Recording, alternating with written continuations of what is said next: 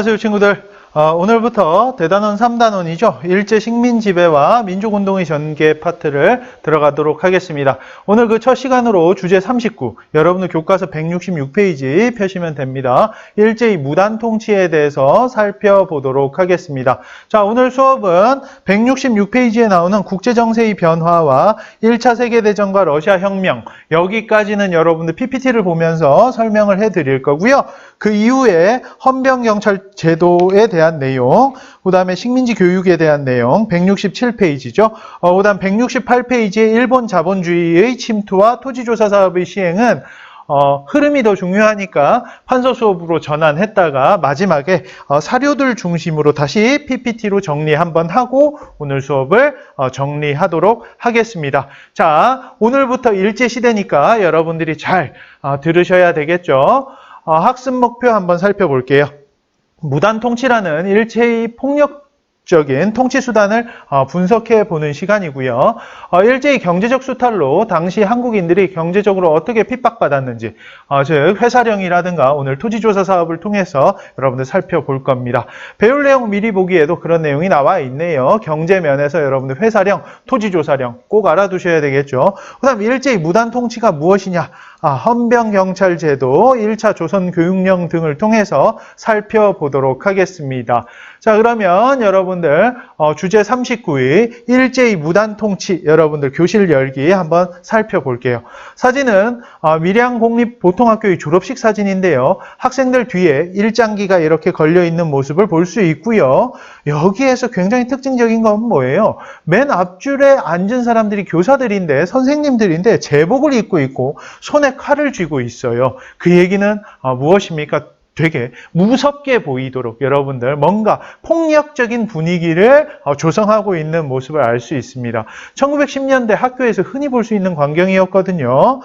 왜 이렇게 제복을 입고 칼을 든 채로 사진을 찍었을까? 바로 1910년대 일제의 통치 스타일인, 일제의 통치 정책이었던 무단 통치, 무력으로 내리누르는 우리 조선인들을 꼼짝달싹 못하게 만드는 그런 분위기를 조성하기 위한 목적이 깔려 있었던 것이다. 이렇게 보시면 되겠고요. 이 일제의 무단 통치를 1910년대 통치를 이해하기 위해서는 당시 국제정세의 변화가 어떻게 돌아갔는지를 여러분들 아셔야 되니까, 그러면 먼저 국제정세의 변화와 1차 세계대전 그리고 러시아 혁명에 대해서 살펴보도록 하겠습니다.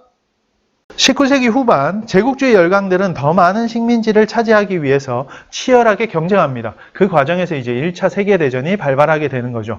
1차 세계대전은 1914년부터 18년까지 일어났고요. 자, 이때 일본이 동맹국 쪽이었냐, 연합국 쪽이었냐, 이것을 좀 판단해보고 알고 계셔야 됩니다. 왜? 우리 역사는 당시 우리가 일제의 식민지였으니까 일본 제국주의하고 뗄래야 뗄 수 없는 관계잖아요. 그것을 중점에 놓고 보면 되는데, 그 전에 일단 우리가 1차 세계대전을 좀 이해해 봐야 되겠죠. 자, 보시면 후발 자본주의 국가인 독일은 사사건건 영국, 프랑스와 대립이 있습니다.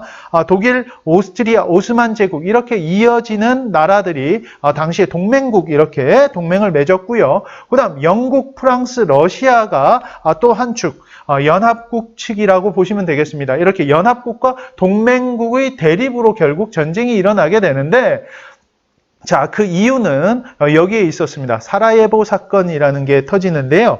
원래 여러분들 세르비아란 나라가 독립하고 난 뒤에 이 지역이 보스니아 지역인데, 사라예보 지역이 이 지역을 합병해서 예전의 영광을 되찾으려고 해요. 대세르비아 제국, 이것을 건설하겠다라는 의지를 갖고 있었는데, 오스만 제국이 한때 강했을 때 여기를 다 차지했었거든요. 오스만 제국이 약해지면서 독립국들이 생겨나게 됐던 것이고, 세르비아는 예전에 오스만 제국 이전에 영광을 되찾겠다라는 의지를 가지고 있었어요. 근데 이 지역을 누가 차지했어요? 오스트리아 헝가리 제국이 차지해버리거든요. 그래서 이 오스트리아에 대한 반감이 매우 높았는데, 오스트리아 황태자 부부가 여러분들 이 세르비아가 눈독 들였던 이 보스니아의 사라예보를 방문하게 됩니다. 그러자 세르비아의 비밀 결사 검은 손이라는 조직의 일원이었던 프린키프라는 사람이 이 황태자 부부를, 오스트리아 황태자 부부를 빵빵 총으로 쏘게 되죠. 그러면서 여러분들 오스트리아가 세르비아에 선전포고를 했고, 선전포고를 하자 러시아는 세르비아를 도와주게 되고, 오스트리아는 독일의 지원을 받게 되면서 러시아와 연결돼 있던 프랑스, 영국까지 참전하게 되면서 1차 세계대전이 유럽에서 일어나게 되었던 것이다. 이렇게 보시면 되겠습니다.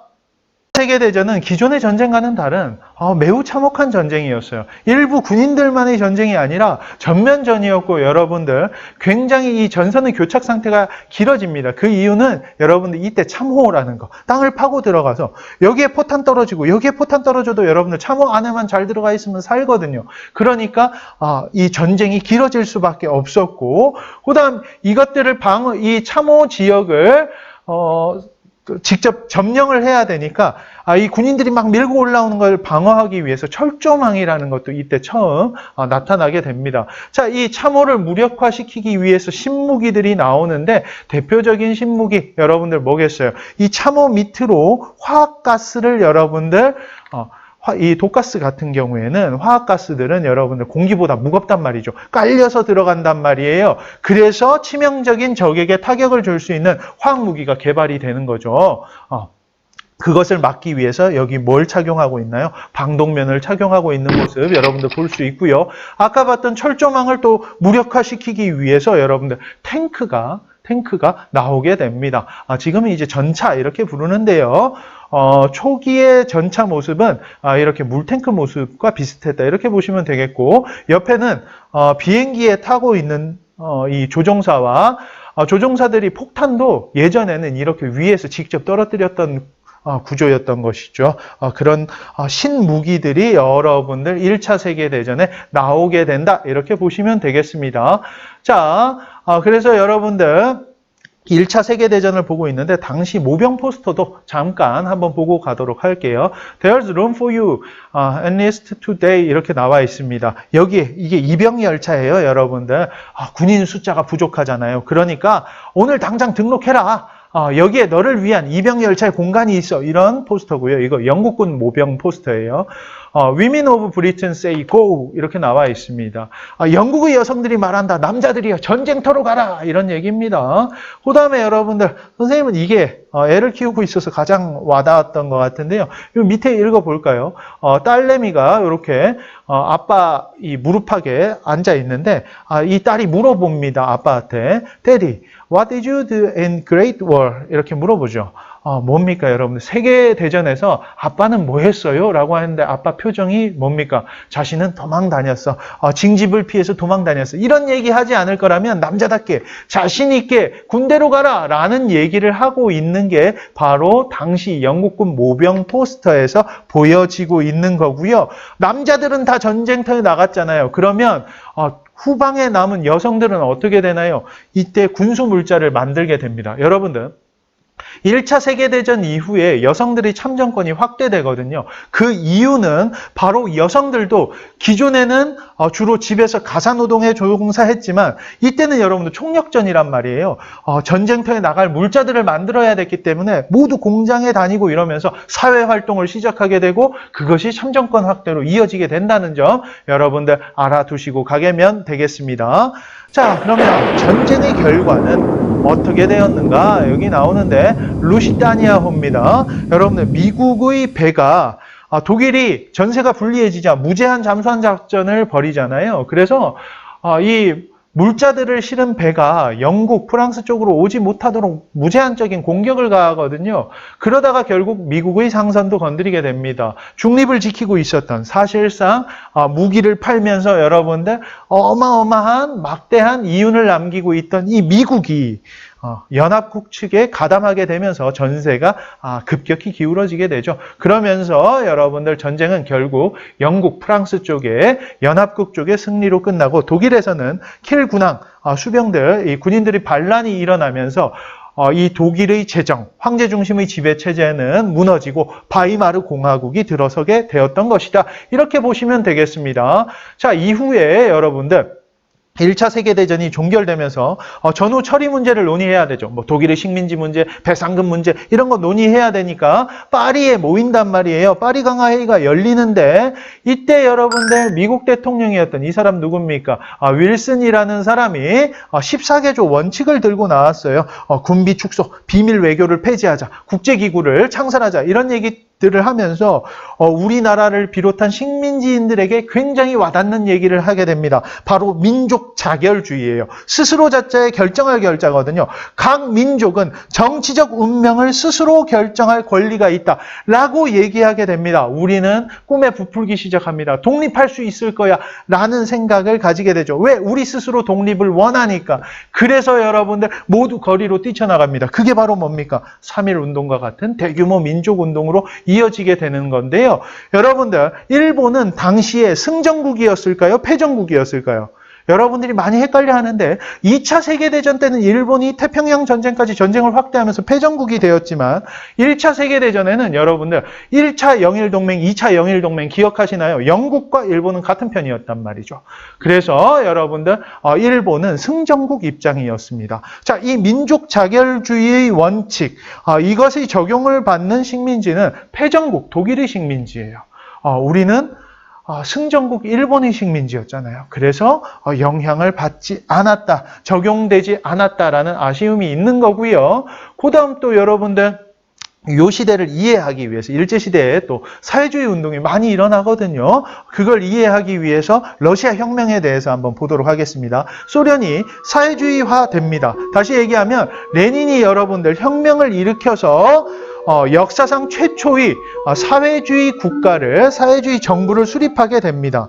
그러면서요, 레닌이요, 이 식민 지배를 받고 있던 민족들의 독립운동을 지원하겠다라는 약속을 발표하게 되고, 그래서 식민지 지식인들, 민족운동가들이 사회주의 사상에 크게 관심을 기울이고 사회주의에 경도되는 모습이 나타났던 이유가 여기에 있었던 것이다. 이렇게 보시면 되겠고, 옆에 여러분들 풍자한 데 보시면 짜르, 사제, 여러분들, 그 다음 귀족, 자본가들을 이 사회주의자들이 쓸어버렸다라는 것을 보여주는 그런 이 풍자화다. 이렇게 보시면 될 것 같습니다.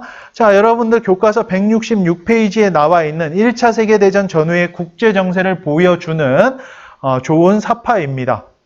자, 미국은 뭐라고 얘기하고 있어요? 아까 얘기했던 대로 민족 자결주의 원칙 얘기하고 있는 겁니다. 그러나 승전국 식민지는 안 돼. 이렇게 얘기하죠. 중국에서는 일본의 산둥반도, 독일이 원래 차지했던 곳을 일본이 이때 1차 세계대전 때 차지하거든요. 이권 침탈에 반대한다. 이렇게 되고요. 승전국이다. 일본은 얘기하고 있습니다. 조선에서는 가혹한 식민 통치, 조선의 독립 요구를 전 세계에 알려야 되겠어.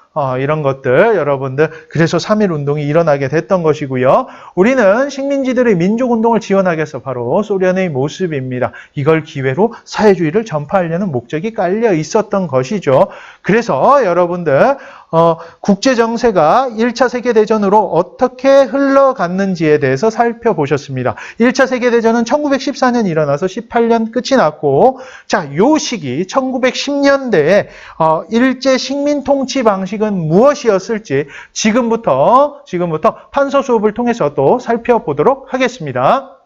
이 부분은 여러분 1910년대와 20년대를 좀 비교해서 보실 필요가 있어요. 물론 1920년대는 다음 시간에 배웁니다. 다음 시간에 이 필기 틀에서 이어서 여러분을 다음 필기로 갈 거예요. 비교해서 보시면 10년대와 20년대가 잘 정리됩니다. 오늘 잘 나오는가 모르겠어요. 선생님 요새 하도 여러분들 이 코로나19의 확산 속도가 빠르고 심각한 상황이라서 사실 미용실도 못 가고 머리도 많이 길었죠.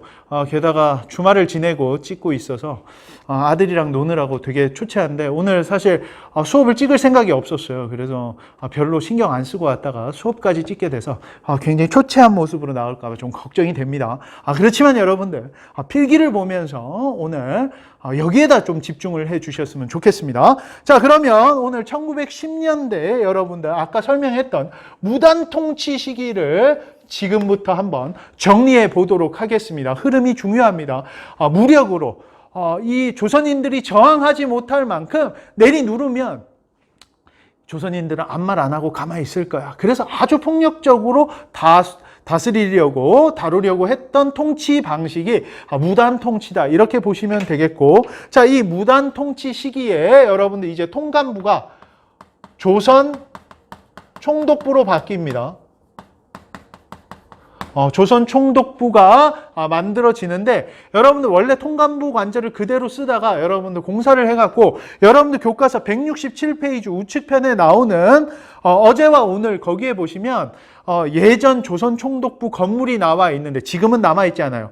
원래 경복궁 여러분들 경복궁을 가로막기 위해서 광화문 뒤편에다가 거기에 여러분들 이 조선 총독부 건물을 지었거든요. 1926년에 완공됐어요. 그랬다가 김영삼 정부 시절 1995년에 우리 역사 바로 세우기 일환으로 이 식민지 건물을 남겨둘 수 있겠느냐? 폭파시켜버립니다. 폭파 해체해버리고 위에 뚜껑, 돈만 여러분들 지금 독립기념관에, 천안에 가면 독립기념관이 있는데 이 독립기념관에 모셔다 놓았습니다. 잘했죠. 여러분들 엄청 잘한 겁니다. 그때 여러분들 일본 애들은 어떻게 얘기했냐면, 이것도 하나의 역사인데 우리한테 주면 안 되냐, 우리가 다 떼서 갖고 가겠다, 비용 부담해서, 이렇게 얘기했는데 김영삼 정부에서 날려버렸죠. 여러분들 식민 지배에 대한 그 역사를 기억하기 위해서 그래도 여러분들 돈만큼은 이 천안에 있는 독립기념관에 지금 가져다 놓았다라는 사실 여러분들 보시면 되겠고요. 자, 조선 총독부가 그래서 만들어졌고요. 거기에 실려 있는 건물은 1926년부터 썼던 조선 총독부 건물이다라는 설명을 한 거고요. 어찌됐건 조선 총독부가 만들어지고 이제 통감이 아니라 총독이 파견이 됩니다. 총독은 여러분들 육군과 해군 대장 중에서 대장 출신만 임명되었어요. 즉 여러분들 무관 출신이야. 군인 출신이란 말이야. 무시무시하겠죠. 내리 누르려고 여러분들 무섭게 통치하기 위해서 이렇게 무관이 이 총독으로 임명되게 되었고, 총독은 여러분들 행정권, 그 다음에 사법권, 입법권, 그 다음에 군통수권까지 여러분들 싹 다 가지고 있어요. 완전히 황제보다 더 막강한 권력을 가지고 있었다. 사실상 이 조선 총독부 총독은 여러분들 일본 의회의 통제도 받지 않습니다. 일본 국왕에 의해서 일본 국왕의 직속으로 임명되기 때문에 여러분들 이 조선에서는 무소불위의 막강한 힘을 가지고 있었다. 이렇게 보시면 되겠고요. 이런 총독이 이 육해군 대장 출신의 무관이 임명되었다. 조선인들이 찍소리도 못하게 무섭게 통치하겠다라는 의중을 반영한 것이다. 이렇게 보시면 되겠고요. 그 다음에 예전부터 있었죠. 중추원. 중추원 신간제 기억나시죠? 여러분들 중추원이라고 이렇게 자문 기구를 설치를 해요. 그래서 조선인들을 여기에 앉히는데 이완용 같은 경우에 중추원 부의장을 했었거든요. 여러분들, 근데 중추원은 아까 얘기했던 1919년 3.1운동이 일어나기 전까지 이 중추원은 단 한 차례도 소집된 적이 없습니다. 단 한 번도요. 즉 이름만 있던 기구였다. 완전히 조선인들을 내리 누르려고 했었어요. 여러분들 심지어 일진회라고 조선을 합병하는데 큰 공을 세웠다는, 일본 측에서 봤을 때 그런 단체조차도 해산시켜버렸거든요. 완전히 여러분들 폭력적인 통치 스타일로 가게 되었다. 이렇게 보시면 되겠고요. 그 다음에 여러분들 헌병경찰 통치가 행해집니다. 헌병은 뭐예요? 군인이잖아요. 근데 평상시인데 전시 상황이 아닌데 헌병이 경찰 역할을 맡는 게 바로 헌병 경찰 통치죠. 그래서 완전히 군사 통치를 하는 거예요. 전 세계적으로 여러분들 식민지 역사에서도 유례를 찾기 힘들 만큼 전시 상황이 아닌 평시에 헌병이 경찰을 맡고 폭력적으로 내리누르던 모습, 여러분들 굉장히 무시무시한 1910년대를 여러분들 보고 계신 겁니다. 자, 헌병이 힘이 셀 수밖에 없었던 것은 여러분들 교과서에 나오지만 조선 태형령, 이따가 PPT로도 잠깐 볼 거예요. 조선 태형령 보시면 이게 조선인에게만 적용을 할 수 있는데, 태형, 때리는 형벌, 갑신정변 아니고 갑오개혁 이후로 여러분들 가혹한 형벌, 때리는 형벌 이런 거 없어졌단 말이에요. 다시 일제에 의해서 부활하게 되는 거죠. 그래서 이 헌병은 여러분들 마음에 안 들면 사람 불러다가 퇴형을 내릴 수 있었어요. 무시무시했겠죠. 이런 경우였어요. 여러분들 갑자기 길을 가다가 너무 더워갖고 웃옷을 벗었어요. 왜 웃옷을 벗고 있냐라고 해서 끌고 가서 두들겨 팹니다. 자신의 앞마당이 더럽다고 쓸지 않았다고 해서 데려다가 두들겨 팹니다. 썩은 감을 팔았다고 시장에서 갑자기 데리고 가서 두들겨 팹니다. 이게 여러분들 헌병의 권한이었어요. 막강하죠. 헌병경찰 통치, 너무너무 무시무시한 통치였다라는 걸 보여주는 거고요. 그 다음에 여러분들 범죄 즉결례라고 여러분들 교과서 169페이지, 이따가 또 나올 거니까 그때 보시고 169페이지에 나오는 범죄 즉결례에 따라서 뭐도 가졌냐면 즉결 처분권을 가졌어요. 여기까지 보통 설명을 하면 친구들이 이렇게 이해를 해요. 즉결 처분권? 바로 죽일 수도 있구나. 헌병. 그건 아니고요, 여러분들. 이 재판장에 판사들의 판결을 받지 않고 즉시 자신이 뭔가 처분을 내릴 수 있는, 벌을 줄 수 있는 즉결 처분권을 가지고 있었다. 헌병이. 그 내용을 여러분들 알아두시면 되겠고, 그래서 헌병경찰은 무지막지한 힘을 가지고 있었고, 그 힘을 토대로 조선인들은 무지막지하게 내리눌렀구나 라는 사실을 알아두시면 되겠습니다. 그리고 여러분들 또 볼까요? 언론, 출판, 집회, 결사의 자유가 있었을까요? 없었을까요? 전혀 보장받지 못합니다. 여러분들 언론, 출판, 집회, 결사의 자유 전혀 보장받지 못했고요. 그 다음 여러분들 교과서에 나오는데 1차 조선교육령을 발표해서 이제 조선인들을 어떻게 교육할 것이냐, 이것이 1911년에 나오게 되는데, 이때 여러분들 조선인들의 교육은 보통교육, 그 다음에 실업교육 위주로 짜게 됩니다. 그래서 여러분들 너무 무식하면 일 시켜 먹기 힘들고, 그 다음에 너무 똑똑하면 독립운동할 거니까 적당히 딜하지 않을 만큼만 교육시키겠다라고 해서 여러분들 보통교육을 시키는데, 자, 이 보통교육의 수업 연한이 원래 여러분들 초등교육 몇 년 받았어요? 6년 받았잖아요. 그때 보통교육의 수업 연한도 조선인들은 이렇게 많이 배울 필요가 없어. 6년이었는데 원래 소학교 교육이 4년으로 줄여버립니다. 이렇게 줄여버렸다라는 사실을 알아두시고 실업교육 위주로 교육을 시켰구나 여러분들 봐두시면 되겠습니다. 또한 이런 무서운 사회 분위기를 만들어가기 위해서 학교에서도 교원들에게 아까 봤잖아요. 사진에서 뭐요?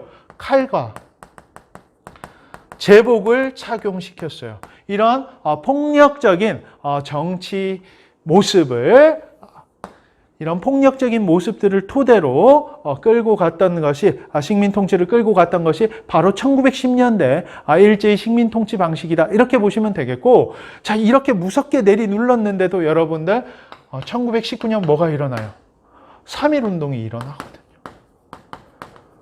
그래서 이 3.1운동으로 이것만으로는 안 되겠네라고 해서 통치 스타일이 바뀌게 되는 겁니다. 그 내용은 다음 시간에 정리할 거고요. 정치적인 면은 일단 정리했고, 이제 산업적인 측면, 농업적인 측면, 즉 일본 자본이 어떻게 들어오는지 이런 내용들을 좀 정리해 보러 가도록 하겠습니다. 이 밑부분에 정리하도록 할게요. 일본 자본의 침투와 토지조사 사업의 시행을 보러 가도록 하겠습니다. 여러분들 교과서 168페이지예요. 자, 일본 자본주의는 어떻게 침투하느냐? 여러분들 그거와 관련해서 꼭 기억하셔야 되는 게 회사령입니다. 1910년대 회사령은 어떻게 운영되었냐면, 여러분들 회사령 제1조에 보면 회사의 설립은 조선 총독의 허가를 받아야 한다 이렇게 나와 있거든요. 허가제도였어요. 허가제. 허가를 받지 않으면 회사를 설립할 수 있다 없다? 없다. 그래서 여러분들 조선인들이 회사 세우기가 좋을까요? 일본인들이 회사 세우기가 좋을까요? 여러분들 일본인들이 회사 세우기는 훨씬 쉬운 반면 조선인들은 매우 까다로웠다는 거예요. 이유는 여기에 있습니다. 여러분들 분명 일본이 조선을 식민지화했지만 여러분들 일본 자본이 아직까지는 압도적 우위에 서지 못했어요. 조선인 자본보다. 그러다 보니까 여러분들 똑같은 품목의 회사를 일본인도 세우고 조선인들도 세우면 일본인들보다 조선인들이 유리할 수 있는, 조선 회사가 더 유리할 수 있다는 거죠. 그래서 여러분들 허가제를 통해서 철저하게 억압을, 조선인들이 회사 설립을 억압하려고 했던 모습이 나타났던 것이다. 이렇게 보시면 되겠고요. 이게 20년대 되면 바뀌거든요. 그것은 다음 시간에 설명하도록 하겠습니다. 그 다음 토지조사 사업의 시행을 보도록 할게요. 토지조사 사업은 너무너무 중요하죠. 토지조사 사업 1910년부터 시작해서 여러분들 1918년까지 토지조사 사업이 이루어지는데요. 자, 1912년 토지조사령이라는 게 나와요. 그래서 이 토지조사령의 내용을 읽어보면 여러분들 뭐냐면 기한 내에 땅을 가진 사람이 신고를 했어야 됐어요. 기한부 신고제였어요. 빼먹었는데 토지조사 사업을 그러면 일제가 왜 시행했을까요? 여러분들 식민 통치를 하려면 뭐가 필요합니까? 돈이 필요하잖아요. 그럼 돈을 식민지니까 우리가 도와줘야지 라고 하면서 일본 자본을 끌어들이겠어요? 아닙니다. 여러분들 철저하게 조선 내에서 세금을 걷어갖고 그것으로 식민 통치를 해야 되거든요. 그래서 토지조사 사업을 토대로 당시에 여러분들 모든 세금은 어디에서 나와요? 거의 대부분 땅에서 나온단 말이에요. 농사 짓는 사람이 대부분이니까요. 그래서 토지조사를 새로 해서 정확하게 토지와 누가 가지고 있는지 그리고 누가 농사 짓는지가 파악이 돼야 세금을 정확히 거둘 수 있잖아요. 그래서 토지조사 사업을 한 겁니다. 자, 토지조사는 기한부 신고제였어요. 기한이 정해져 있었어. 이 기간 내에 신고를 못하면 여러분들 주인 없는 땅이라고 해서 다 누구 땅이 돼요? 조선 총독부 소유가 되는 거예요. 신고를 해야 됐어요. 자신이 나는 일본 놈들에게 신고 안 할 거야. 그러면 다 일본 땅으로 넘어가는 거예요. 이런 것들을 조선 총독부가 딱 긁어 모아갖고 나중에 동양척식 주식회사에 넘기죠. 그래서 이민호는 일본인들한테 싼 값에 팔거나 아니면 아예 토지 장사를 합니다. 소작을 주고 여러분들 고율에 아주 높은 이율의 소작료를 받게 되는 거예요. 이런 기한부 신고제였다라는 사실 여러분들 알아두셔야 되겠고요. 또 하나 더 여러분들 결과론적으로 어떻게 되었느냐. 당연히 토지조사를 해갖고 정확하게 파악이 되니까 조선 총독부 입장에서 봤을 때는 지세 수입, 세금이 많이 거쳤어요. 그러면 우리 조선 민중들의 입장에서 어떤 결과를 갖고 오게 되었는지 한번 보도록 하겠습니다. 자, 이전까지는 여러분들 농민들에게 경작권이라는 것이 인정되었어요. 지주하고 농민이 지주가 여러분들 소작을 줄 때 마음대로 소작인을 막 바꾸지 못해요. 경작권이라는 것을 어느 정도 인정해 줬거든요, 우리는. 근데 토지조사 사업으로 이제 땅에는 하나의 권리밖에 없어요. 뭐예요? 소유권밖에 없어요. 즉 지주의 배타적인 경작권 같은 건 없어. 배타적 소유권만 인정해 줍니다. 지주의 배타적 소유권만 인정해주자 어떤 문제가 생겼겠어요? 여러분들 지주의 권한이 엄청나게 강화되고 소작인들을 마음대로 쥐어짤 수 있는 부분이 나타나게 됐던 거죠. 여러분들 그 이전 시대보다 지주에 의한 수탈이 훨씬 심해지게 되었던 것이 바로 토지조사 사업 때문에 기반하고 이것을 여러분들 식민지 지주제다 이렇게 부르기도 합니다. 어찌됐건 여러분들 토지조사 사업은 조선 총독부가 지세 수입을 식민 통치 기반 마련을 위해서 지세 수입을 정확하게 파악해서 거두기 위해서 토지조사 사업을 벌였던 것이고 기한부 신고제였고 이것의 결과 지주들의 배타적 소유권이 인정되면서 경작권 같은 것들이 인정되지 못하면서 지주의 권한만 강화시켜주게 되었고 소작인들은 결국 더 지주들의 수탈에 여러분들 방어할 수 있는 권리를 가지지 못했다는 거, 어려움에 처했다는 점 여러분들 정리하시면 되겠습니다. 자, 그러면 오늘 배운 내용 중에 다시 한번 정리해 볼게요. 조선 총독부, 총독은 무관이 파견되었다. 여러분들 기억하시고요. 이 조선 총독은 무소불위의 막강한 권력을 가졌다. 행정, 사법, 입법, 군 모든 권력을 가졌고 중추원은 여러분들 있었지만 3.1운동 이전까지 단 한 차례도 소집된 적이 없다. 그다음 헌병경찰 통치였다는 것, 태형과 직결처분권 여러분들 기억하셔야 되겠고 언론, 출판, 집회, 결사의 자유 전혀 보장받지 못했다라는 사실 1910년대 기억하셔야 되겠습니다. 1차 조선교육령을 만들어서 보통교육, 실업교육 위주로 특히 보통교육마저도 수업 연한을 여러분들 4년 이하로 4년으로 줄여버렸죠. 6년에서 4년으로 줄여버려서 결국 상급 학교를 진학하기 위해서 6년을 채워야 되는데 안 돼요. 그래서 고등교육으로 올라갈 수 있는 교육의 기회마저 박탈당하는 모습 나타났던 거고 교원에게 여러분들 칼과 제복을 착용시켰다는 점 여러분들 정리하셔야 되겠습니다. 자, 그 다음 산업면, 농업면 선생님이 쉽게 이렇게 적었는데 자, 일본 자본이 조선에 침투하기 위해서 일본 자본주의가 들어오기 위해서 회사령을 허가제로 운영했다는 거 꼭 기억하시고 20년대 어떤 차이점이 있을지 정리해 보도록 합시다. 그 다음 농업면에서는 토지조사 사업 여러분들 전개가 되었고 이 토지조사 사업으로 인해서 지주의 권한이 강화되었다는 점 여러분들 다시 한번 그리고 기한부 신고제였다는 점 다시 한번 강조해 봅니다. 여러분들 그러면 다시 PPT로 돌아가서 오늘 수업을 정리해 보도록 하겠습니다. PPT로 돌아왔습니다. 여러분들 자, 헌병경찰제도를 통한 무단통치 실시 선생님이 다 설명을 했고요. 여러분들 자료 좌측 보시면 조선 태형령 나옵니다. 조선인에게만 적용했고 태형은 감옥 또는 직결관서에서 비밀리에 집행했고요. 그죠? 여러분들 알 수 있습니다. 자, 옆에 나오는 것은 여러분들 범죄 즉결례입니다. 자, 즉결은 정식 재판을 하지 않으며 피고인의 진술을 듣고 곧바로 언도한다 라고 해서 헌병경찰에게 이 권한을 부여했다는 점 여러분들 정리하셨습니다. 사료들이 좀 중요하니까 봐두셔야 되겠죠.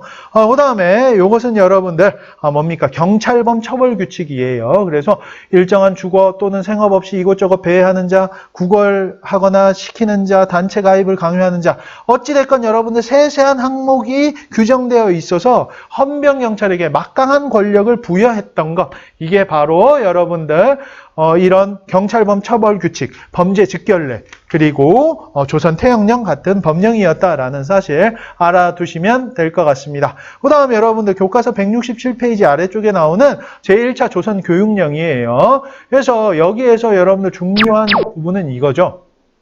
한국인이 다니는 학교에 보통이라는 명칭을 붙였고요. 수업 연한을 일본인보다 적게 했고요. 그러다 보니까 상급 학교 진학에 필요한 수업 연한이 부족하게 되고 고등교육의 기회를 박탈당했다라는 사실 정리하시면 되겠습니다. 자, 그 다음 교과서 168페이지 회사령과 토지조사령 나옵니다. 중요한 부분만 읽어보고 갈게요. 회사 설립은 조선총독의 뭐를 받아야 된다? 허가를 받아야 했고요. 그 다음에요, 여러분들 토지조사령 정하는 기간, 조선총독이 정하는 기간 내에 주소, 성명, 명칭, 소유지, 소재, 결수 등을 임시토지조사국장에게 신고해야 된다. 즉 기한 내에 신고해야 된다. 기한부 신고제도였다라는 사실 강조하고 있습니다. 여러분들 나머지 내용들은 판서를 통해서 설명했으니까 사료만 보시고 넘어가도록 하겠습니다. 오늘 수업의 마지막입니다. 정리교실을 통해서 정리해 볼게요. 미국의 윌슨 대통령이 주장한 이것은 패전국의 식민지에만 적용되는 한계를 지녔다. 뭡니까? 민족 자결주의입니다. 여러분들. 한국 강제병합 이후 일제는 한국을 통치하기 위해 최고기구로 조선 총독부를 설치했다. 그리고 총독이 파견된 거고요. 일제는 조선 태형령을 통해서 한국인에게 태형을 가할 수 있었고요. 일제는 회사를 세울 때 조선 총독의 허가를 받도록 하는 회사령을 공포했고요. 그다음 토지조사 사업 시행으로 대토지를 소유한 지주들이 늘어났고 농민들은 높은 소작료에 고통받았다. 이게 바로 식민지 지주제라고도 한다라고 얘기했습니다. 여러분들. 자, 다음 시간에는 이어서 여러분들 일제의 민족 분열 통치에 대해서 살펴보도록 하겠습니다. 수고하셨습니다. 바이바이 친구들.